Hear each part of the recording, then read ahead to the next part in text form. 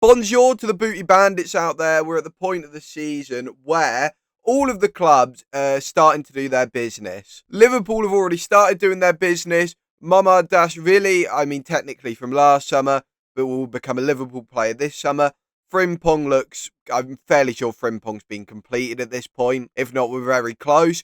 Milos Kerkez from Bournemouth, very close as well. And now Florian Wirtz, there are talks happening there. So we have a good lay of the land of what the business will look like for Liverpool this summer. And I think within Kerkez and Frimpong, you've got like two big issues there. Which is while they both are two excellent young players, and Frimpong especially, he indicates great value in the market. What, £30 million, €35 million, I believe is the reported fee. That is an excellent price for a player of his age, of his ability. But the issue with the two of them is they don't do what the previous fullbacks do. Frimpong, if you look at his numbers, tackles and interceptions really low, which you expect because he's played wing back in a free. Kerkez, though, not extraordinarily low tackle and interception numbers. His interception numbers especially are fine. But if you were to adjust for possession, they're worse than what has been quite a poor Andrew Robertson this year. As well as this, both of them, way worse progressive passers. With Trent, you're never going to completely replace the progressive passing. But Frimpong, and it is partly because of where he plays, but I also don't think he is a brilliant passer. That's not what he excels at. You are losing a lot of progressive passing, more than you would do just bringing in a different kind of right back. But no matter what, that needs replacing in the aggregate, whether it be a new centre back or a new central midfield player. You need someone who can replace it.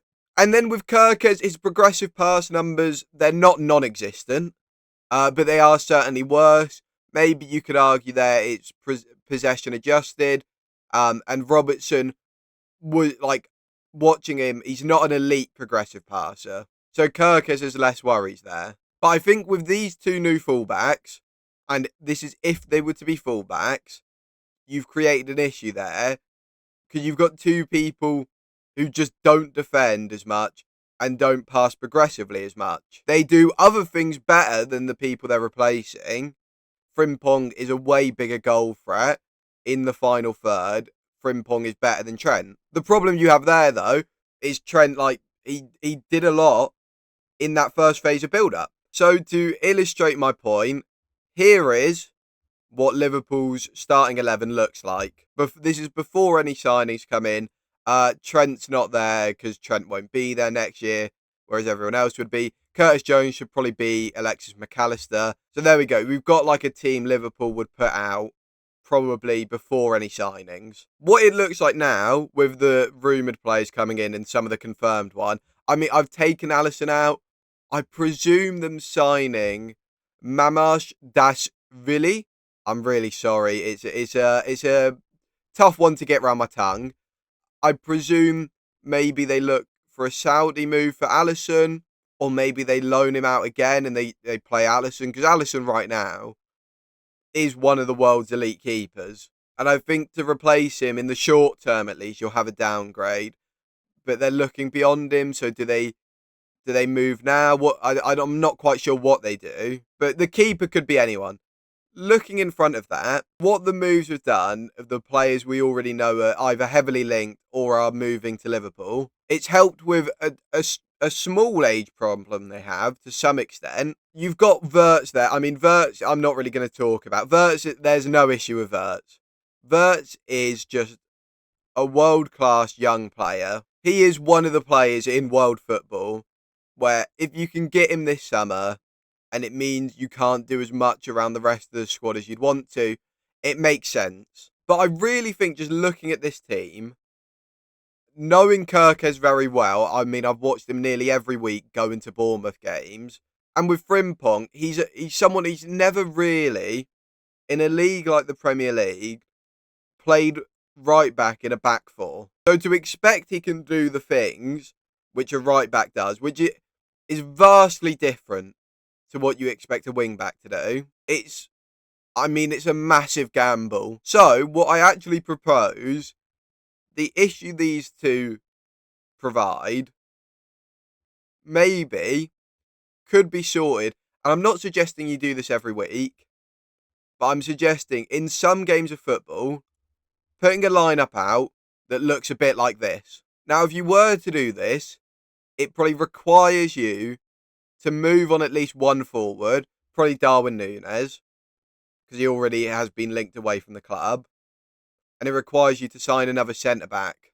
And the back three has got a lot of pluses for a lot of people. Obviously, the two new wing-backs you've just gone and spent a load of money on, it's a massive plus for them. Kirkes has played there a fair amount with Hungary. Frimpong, this is what he's good at. Frimpong, I can't understand having Frimpong and Kirkes in the same side in a back four. Now, if you were to get someone on the left-hand side who could tuck in and make like a pseudo back three, or you were going to get a lights-out DM like a Moises Caicedo, maybe then it makes sense with a back four. But Liverpool haven't really been linked to a lights-out DM, and they don't really exist. Like, what are they going to do? Go get Baleba, maybe? I don't see that happening. And the market for a DM who puts up like N'Golo Kante numbers for defensive contributions, they don't really exist. And if you can't find them, I would look away from Kirkes if you want Frimpong in a back four. I would look to someone far more defensively astute. Think maybe it's the other way round, but when João Cancelo played left back at Man City, they played Kyle Walker on the other side. And a lot of the time, Kyle Walker never went forward, never like any attacking threat from Kyle Walker. But it let João Cancelo do whatever he wanted pretty much. And for a year, João Cancelo was one of the best creators in the league. So if you did something like that in a back four, then this is, you don't need to ever roll this out. And again, this back three, it's not for when next year they're playing like Leeds and Burnley. It's for when they're playing in the Champions League, or they're playing one of the other really, really good teams in this league. So I'm not saying Liverpool should play a back three week in, week out. I'm saying it should be a tool in their arsenal, especially based on who they've signed. As well as that, some other pluses. I think for Salah, this move to an inside 10 makes a lot of sense. Because the thing you are going to start losing with Salah, and to an extent you already have, is that athletic capability. But parking him nearer to the goal and asking more of him creatively than you have this year, because although he's put up a large amount of assists, his chances created, his expected assists aren't that great. But I wouldn't worry about putting a creative burden on him, because if you can cast your mind back to the season Darwin Núñez comes in, Liverpool struggle a bit, they finish 5th. Salah's underlying numbers creatively were amazing. It's the only time Liverpool consistently played with a proper number 9. So Salah was asked to do less shooting, play wider, and he actually put up amazing creative numbers. Because he is one of only 3 attackers in this lineup, although I think that's a tad disingenuous, because Frimpong is certainly an attacker. Kirkes would take on some responsibilities. The issue that was had, though, is when Salah put up amazing creative numbers, Salah didn't put up amazing XG. Well, no, he did.